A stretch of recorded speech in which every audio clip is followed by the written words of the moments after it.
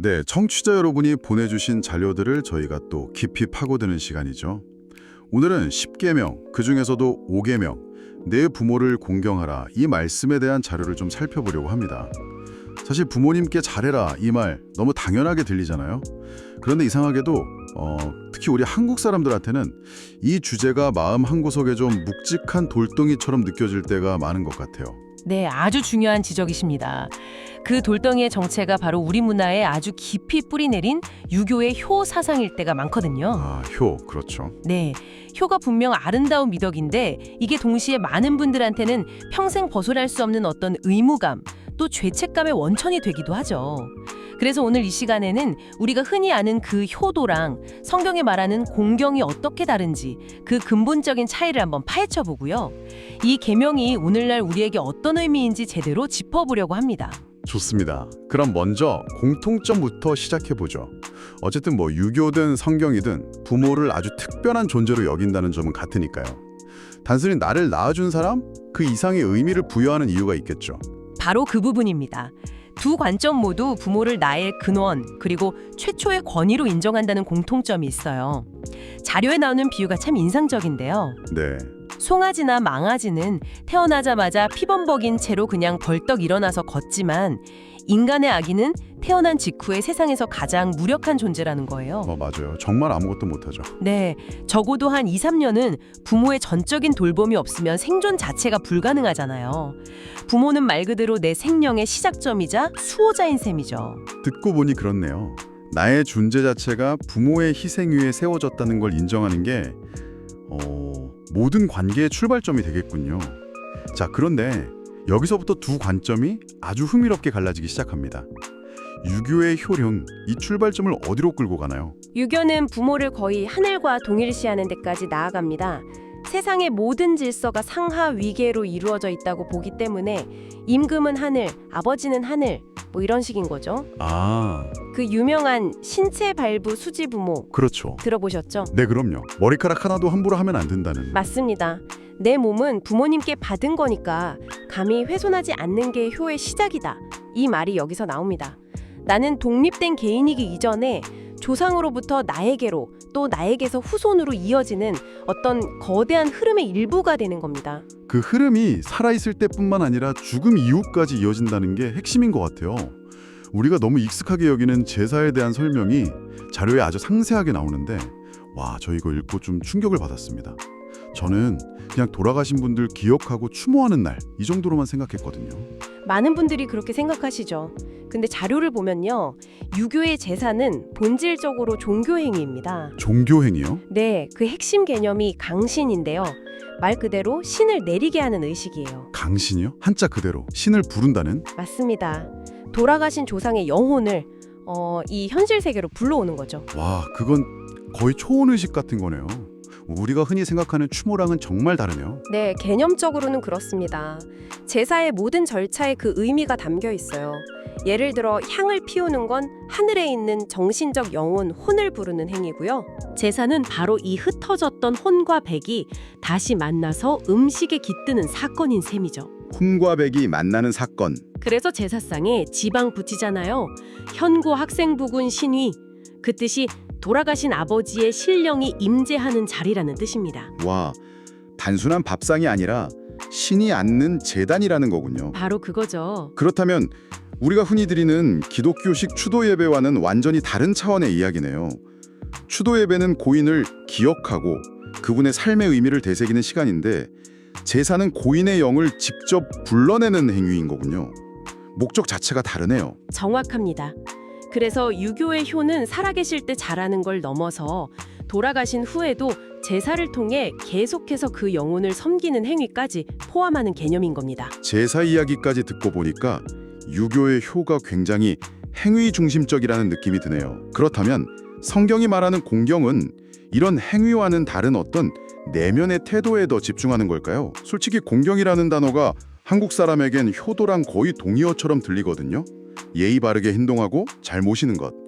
근데 자료에서 히브리 원어를 보고 정말 의외였어요. 전혀 다른 차원의 이야기 같았습니다. 아마 카베드라는 단어를 보셨군요. 네, 맞아요. 카베드. 네, 공경으로 번역된 히브리어가 바로 카베드인데요. 이 단어의 가장 기본적인 뜻이 무겁다 혹은 무겁게 여기다입니다. 네, 바로 그거예요. 부모님을 무겁게 대하라는 게 대체 무슨 뜻일까? 뭐 짐처럼 여기라는 건 아닐 텐데 말이죠. 한참 고민했습니다. 하하, 아주 좋은 질문입니다. 그 무거움의 비밀이 이 단어에서 파생된 다른 단어에 숨어 있습니다. 바로 하나님의 영광을 뜻하는 카보드가 카베드와 같은 어원에서 나왔다는 거죠. 아, 정말요?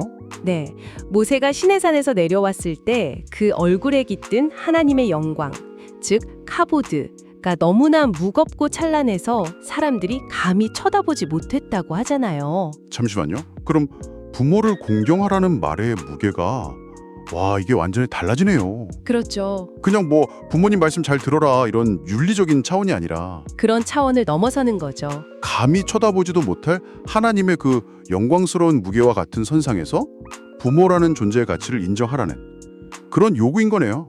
와, 이건 정말 엄청난데요. 네, 행위 이전에 존재 자체에 대한 태도를 말하는 겁니다. 하나님이 내게 생명을 주신 분이듯 부모는 그 생명이 나에게 오늘 통로였잖아요. 그 생명의 통로로서의 존재 가치를 하나님 다음으로 무겁고 중요하게 여기라는 것, 그것이 공경의 핵심입니다. 와, 이제야 좀 그림이 그려집니다. 그런데 이 계명에는 항상 내 생명이 길고 복을 누리리라는 약속이 따라붙잖아요. 부모를 무겁게 여기는 이 태도와 내가 복을 받는 것이 구체적으로 어떻게 연결되는 걸까요? 자료에서 세 가지 차원으로 아주 흥미롭게 설명합니다. 첫 번째는 가장 현실적인 차원, 바로 교육과 지혜의 전수입니다. 아, 교육. 네, 고대 사회에서 부모는 자녀에게 생존에 필요한 모든 기술과 지혜를 가르치는 거의 유일한 스승이었어요. 요즘으로 치면 엄마 잔소리의 가치를 인정하라는 말이겠네요. 저도 어릴 땐 그게 그렇게 듣기 싫었는데 지금 생각해보면 뭐 차 조심해라, 밤늦게 다니지 마라 이런 말들이 다 제 생명을 지켜준 지혜였죠. 맞습니다. 그 지혜를 귀하게, 즉 무겁게 여기는 사람은 당연히 위험을 피하고 더 안전하게 살아갈 확률이 높겠죠. 이게 생명의 길리라는 약속의 첫 번째 의미입니다. 그런데 두 번째 차원은 스케일이 훨씬 커져요. 네, 개인의 삶을 넘어서 공동체의 이야기로 넘어가더군요. 그렇습니다. 바로 공동체의 안정입니다. 하나님이 인간을 위해 만드신 최초의 사회 단위가 바로 가정이잖아요. 그렇죠. 이 가정이라는 작은 사회에서 부모의 권위, 즉 질서가 존중받는 법을 배워야 아이들이 더 큰 사회에 나가서도 권위를 존중하고 질서를 지킬 수 있다는 겁니다. 가정이 무너지면 사회 전체가 무너지는 거죠.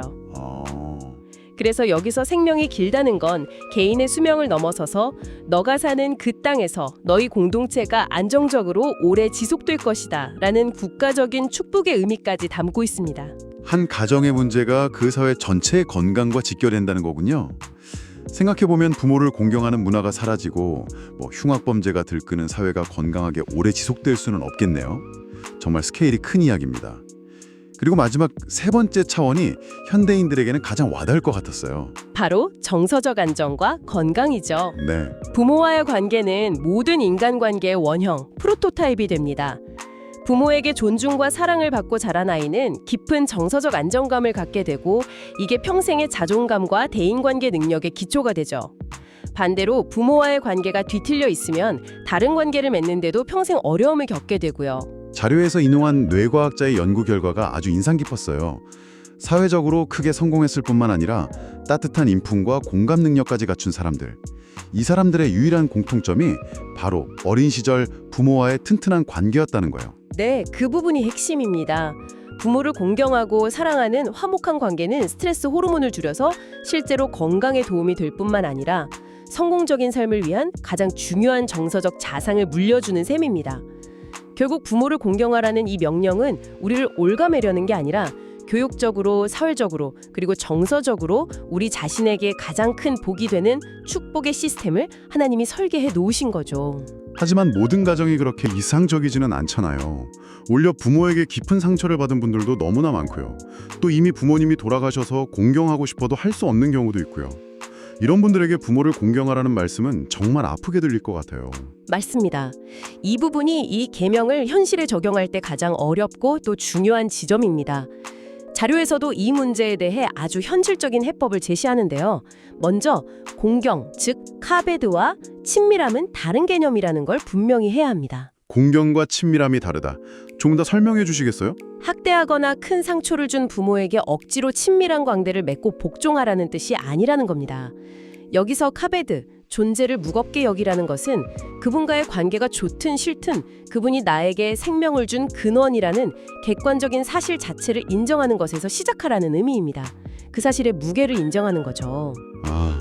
관계의 친밀도와는 별개로 내 존재의 시적점이라는 그 사실의 무게를 인정하는 것. 그렇다면 상처 준 부모에 대한 공경은 구체적으로 어떻게 표현될 수 있을까요? 자료에서는 그 최고의 표현이 바로 용서라고 말합니다. 그런데 그 용서로 나아가는 기도의 순서가 중요해요. 기도의 순서요? 네, 무작정 하나님, 저 부모님을 사랑하게 해주세요 라고 기도하기 전에 먼저 하나님, 저 부모님을 불쌍히 여기는 마음을 주세요 라고 기도하라는 겁니다. 불쌍히 여기는 마음이요? 네, 나에게 상처를 준 그 부모 역시 부모 역할이 처음이라 서툴렀고 어쩌면 자신도 그 부모에게 상처받았을지 모르는 한 명의 연약한 인간으로 바라볼 수 있는 시선, 즉 하나님의 시선을 부하는 거죠. 그럴 때 비로소 미움의 사슬에서 내가 먼저 자유로워질 수 있습니다. 미움은 상대를 파괴하기 전에 나 자신을 먼저 파괴하는 감정이니까요. 그 미움에서 벗어나 부모의 실체를 객관적으로 봐주는 것, 그것이 상처받은 자녀가 할 수 있는 가장 깊은 수준의 공경일 수 있습니다. 정말 쉽지 않은 이야기네요.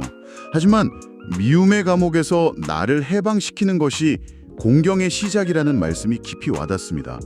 그럼 부모님이 이미 돌아가신 경우는 어떻게 이 계명을 지킬 수 있을까요? 그럴 때는 공경의 대상을 확장하라고 자료는 조언합니다. 바로 영적인 공동체, 즉 교회 안에서요. 교회요? 네, 마태복음 12장에서 예수님이 이런 말씀을 하시거든요.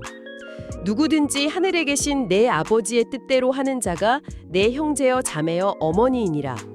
혈연을 넘어선 새로운 영적 가족 공동체를 선포하신 거죠.